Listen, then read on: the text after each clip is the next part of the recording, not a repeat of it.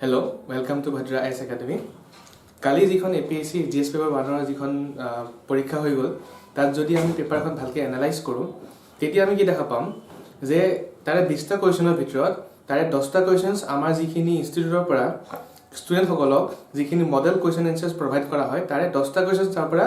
Common আহিছে মানে common ক'ব গ'লে এক্সেক্টলি তোৰ কোনো কাৰণে নহয় বা তাৰ ৰিলেটেড বা সেইখিনি বস্তু পঢ়িলে আমি APSC GS পেপাৰ 1 10টা কোৱেশ্যনছ আমি আৰামত কৰিব পাৰিম তো সেইখিনি বস্তু আমি ক'ব পাৰিম তো যদি মই চাব যাওঁ এতিয়া এইটো আমাৰ কাৰণে ডাঙৰ এচিভমেণ্ট হয় আচলতে কাৰণ এখন পেপাৰৰ যদি আমি চাব যাওঁ আমাৰ পৰীক্ষাত বহুত আনচিন কোৱেশ্যন আহি যায় তাৰে ভিতৰত যদি 10টা কোৱেশ্যনছ এনেকুৱা হয় যিটো বস্তু মই আগতে পঢ়িছোঁ তেতিয়াহ'লে মোৰ কাৰণে বহুত ইজি হৈ পেলাই যায় অ'কে তো এতিয়া আমি সেই যিখিনি 50% যিখিনি কোৱেশ্যন আছিলে মানে ক'ব গ'লে 20টা কোৱেশ্যনৰ ভিতৰত যিখিনি 10টা কোৱেশ্যন আছিলে তো সেই 10টা কোৱেশ্যন যদি মই এতিয়া চাওঁ আমি জাষ্ট এতিয়া চাম সেইকেইটা কোৱেশ্যন ক'ৰ পৰা আহিছিলে আৰু আমি সেইবিলাক বস্তু কেতিয়া আমি আপডেট দিছিলোঁ ওকে যিখিনি 50% কোৱেশ্যন আছিলে সেইখিনি যদি মই চাব যাওঁ আমাৰ যিখিনি মডেল এনচাৰ্ছ ওকে মান্থলি যিখিনি কম্পাইলেশ্যন দিয়া হয় লগতে আমাৰ যিখন GS পেপাৰ 5 ৰ যিখন আমাৰ কিতাপ আছিলে তাতো সেইখিনি বস্তু আছে লগতে আমাৰ যিখিনি ডেইলি যেতিয়া কিছুমান মডেল এনচাৰ্ছ প্ৰভাইড কৰা হয় ষ্টুডেণ্টসকলক তো তাৰ পৰাও এই গোটেইখিনি মিলি পেলাই আহিছিলে তো যদি মই চাব যাওঁ এতিয়া GS পেপাৰ 1 ৰ যিটো কোৱেশ্যন নম্বৰ 3 আছিলে তাত যদি মই চাওঁ explain briefly the social economic and cultural background of the emergence of the Indian nationalism in the 19th century okay এই এনসারটো লিখিবলৈ আহিছিলে আমাৰ 150 ওয়াৰ্ডছত তো এইটো যদি মই চাওঁ আমাৰ November আপডেটছৰ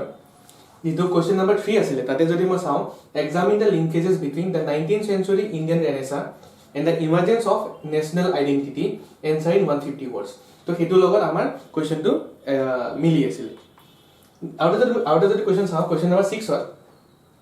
explain the significance of Charter Act of 1833 in the history of colonial India. Etu answer likhibole asile 150 words. Etu jodi ma sabo je amar jitu September month jitu update asile tate question number 2 jitu asile analyze the salient features of the Charter Act of 1833. How can it be considered as a landmark in the constitutional history of India? Okay. Next jodi ma saw question number 10 to discuss the significance of India's demographic dividend in her economic development. Answer in 150 words. Jodi ma saw January month update what is meant by demographic dividend? Suggest measures through which Indians can realize demographic dividend. Okay. Next question number 14 jodi ma saw jao jikhon GS paper 1 jitu question number 14 asile what are the extreme precipitation event and what are their effects? Why are such events occurring more frequently in recent times? Hetu jodi moi saw amar January month updates question asile what is cloud burst okay aru eta question asile account for a huge floodings of million cities in India including the smart ones like Hyderabad and Pune suggest lasting remedial measures okay to tar pora moi ei answer likhibole paru moi question number 15 jodi moi saw do you agree with the view that the interlinking of rivers can address the water issues in India give reasons for your answer যদি মই চাওঁ আমাৰ যিটো ডিসেম্বৰ মান্থৰ যিটো update আছিলে তাৰ যিটো question number 3 আছিলে discuss the merit and demerit of river interlinking question number 16 যদি মই চাওঁ আমাৰ examine the challenges faced by the bell metal industry in Assam what measures do you suggest to make it a vibrant economic model তো হেতু যদি মই চাব যাওঁ আমাৰ এপ্ৰিল মান্থৰ যিটো আপডেট আছিলে লগতে জুন মাহৰ যিটো আপডেট আছিলে তাতে যদি মই চাওঁ question number 22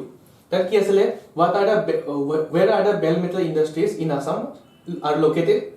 and what are the problems faced by the industry in the state okay next jodi ma question number 17 to sound discuss the challenges in the process of integration of princely state with India after independence and evaluate the role of Sardar Patel in it jodi ma sound November month updates eta question duta question asile amar Sardar Patel accomplished a silent revolution by ensuring the absorption and assimilation of a multitude of principalities without shedding even a drop of blood. Discuss. Another question asile discuss the significance of the role played by Sardar Patel in modern India. Another question asile jodi moi saw question number 18 to paper khonor that ki asile highlight the factors that led to the rise of regionalism in Indian polity, critically examine its role in strengthening Indian federalism. Etu jodi moi sabo jao amar October mahar update question to asile what is regionalism in which way regionalism has affected Indian polity next আৰু এটা question আছিলে question number 19 যদি মই চাওঁ smart cities in India cannot sustain without smart villages discuss এইটো যদি মই চাওঁ আমাৰ মে মাহৰ আপডেট যিটো আছিলে তাত in the context of poor quality of human life in India discuss the objectives and strategy of the smart city programme আৰু এটা যদি মই কুৱেশ্যন চাব যাওঁ কুৱেশ্যন নম্বৰ 22 এইটো আমাৰ মান্থলি আপডেটতো আছিলে লগতে আমাৰ যিখন মডেল যিখন আমাৰ এখন কিতাপ আছিলে GS5 5 যিখন কিতাপ আছিলে তাতো সেই কুৱেশ্যন নম্বৰ 38 টো এই এনসাৰটো দিয়া আছে কুৱেশ্যনটো কি আছিলে the new Vaishnavite movement played the most significant role in laying the foundation of a broader society in the Brahmaputra Valley of Assam elucidate আৰু কুৱেশ্যনটো কি আছিল আমাৰ যিখন কিতাপ আছিলে তাত কি আছিলে examine the impact of new Vaishnavite movement in Assam okay তো এই 10টা কুৱেশ্যন যদি মই চাব যাওঁ আমাৰ যিখন APSC GS পেপাৰ 1 ওকে তাৰ ৰিলেটেড আছিলে লগতে যদি মই চাওঁ আমাৰ যিখন এসে যদি মই 6 নম্বৰ টপিকটো চাওঁ তাত কি কোৱা আছিলে problems of industrial development in Assam তো ইয়াৰ ওপৰত আমি তেনেকুৱা এসে দিয়া নাছিলো বাট তাৰ ৰিলেটেড এটা কুৱেশ্যন আমি ডিসকাস কৰিছিলো ইন আवर মান্থলি আপডেটস কুৱেশ্যনটো আছিলে discuss the present status of industrial development in the northeastern region in what possible way do you think the economic development of this region can be accelerated okay তো এটো question যদি এই এসে টপিকটো আমি বাদ দিও তথাপিও যদি মই চাব যাওঁ 50% কোৱেশ্যন এনেকুৱা আছিলে মানে 10টা কোৱেশ্যন এনেকুৱা আছিলে যিখিনি আমাৰ মান্থলি আপডেটছৰ পৰা ডাইৰেক্টলি ইনডাইৰেক্টলি তাৰ পৰা আমাৰ এই বস্তুখিনি আহিছিলে ওকে তো এতিয়া যিখিনি আমাৰ আপকামিং এক্সাম আছে তো আশা কৰো আমাৰ যিখিনি মডেল কোৱেশ্যন এনসাৰ আছিলে সেইখিনি কোৱেশ্যন এনসাৰছে আপোনালোকৰ আপকামিং এক্সামছত আপোনালোকক বহুত লাভান্বিত কৰিব আপোনালোকৰ প্ৰফিট হ'ব ওকে তো আপোনালোকে আমাৰ ওয়েবসাইট ভিজিট কৰিব পাৰে আমাৰ ওয়েবসাইটত যদি আপোনালোকে চাই তাতে মডেল কোৱেশ্যন এনসাৰছ দি থোৱা আছে তো আপোনালোকৰ যিখিনি আপকামিং এক্সাম আছে তো তাৰ পৰা আমি ভাবো তাৰ পৰা আপোনালোকৰ বহুত বেনিফিট হ'ব ওকে আপোনালোকৰ আপকামিং এক্সামছৰ কাৰণে আমাৰ ফালৰ পৰা বহুত শুভকামনা থাকিলে থ্যাংক ইউ